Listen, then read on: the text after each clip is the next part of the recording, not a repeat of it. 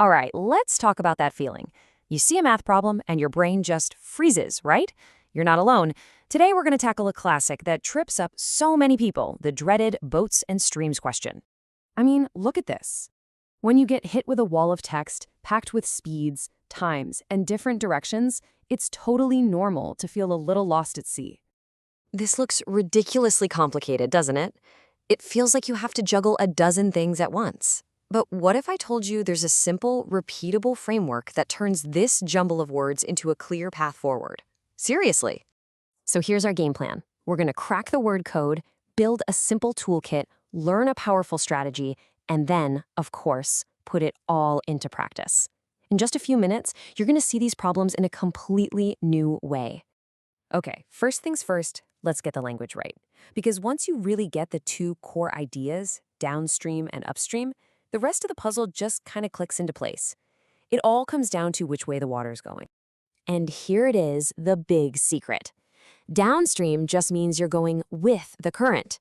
The river is helping you out, so you add its speed. Upstream means you're fighting against the current, so you subtract its speed. That's it. The whole concept is just simple addition and subtraction. All right, let's meet our first key player, speed in still water, which we'll call U just to keep it short. Think of this as the boat's own engine power. If you were on a perfectly calm lake with no current at all, this is how fast you'd be going. It's your pure speed. And our second player is the speed of the current, which we'll call V. This is simply the speed of the river itself. It's the force that's either giving you that helpful push downstream or making you work harder upstream. These two variables, U and V, they're the building blocks for everything else.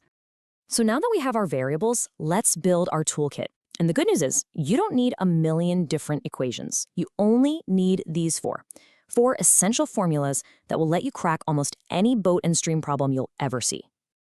The top two are totally intuitive, right? Your downstream speed is just the boat plus the current. Upstream is the boat minus the current. The bottom two are just for working backward. And here's the really cool part. When you add your downstream speed, U plus V, to your upstream speed, U minus V, the little v's just cancel each other out. It's a neat little math trick hidden right inside the formulas. But here's the thing. Having the right tools is only half the battle. You also need a strategy, a plan, and that's where our three-step attack plan comes in. This is how you turn that wall of text into a clear, simple path to the right answer. This process really changes the game. It's not about being a math whiz, it's about being a detective. Step 1, find the clues. Those are your givens. Step 2, identify the mystery. That's your goal. And step 3, pick the right tool for the job.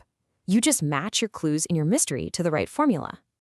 Okay, theory is great, but let's put this plan into action. We're going to walk through a typical problem, step by step, and use our new framework to solve it. All right, here we go. But wait, before you even think about calculating anything, just use our three-step plan. Don't solve it yet. Let's just break it down together.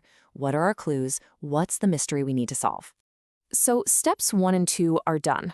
We've pulled out our givens. Downstream speed is 38. Upstream is 32, and we have a crystal clear goal. Find the speed of the boat in still water. See? The problem is already looking so much simpler, isn't it? And now step 3, the match. We look at our clues. We have downstream and upstream speeds. We look at our goal. We need the boat speed in still water. A quick peek at our toolkit, and yep, it's obvious. Formula number 3 is the perfect fit.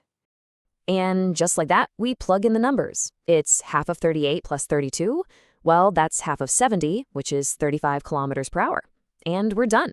The problem is solved not by some random guess, but by following a clear, logical process. So what you've just learned is way more than just a math trick. It's actually a problem-solving superpower, a way of thinking you can apply to pretty much any challenge that comes your way. So this is what you really need to remember. It's this simple decode and conquer framework. First, understand the language. Second, know your 4-formula toolkit. And third, always apply that 3-step attack plan. That's how you turn a confusing word problem into a simple, solvable puzzle. The next time you face a challenge that just seems overwhelming, whether it's in math, at your job, anywhere, just remember this process. Stop for a second, decode the situation, figure out your goal, and then choose your tools wisely. You might be shocked at what you're able to solve.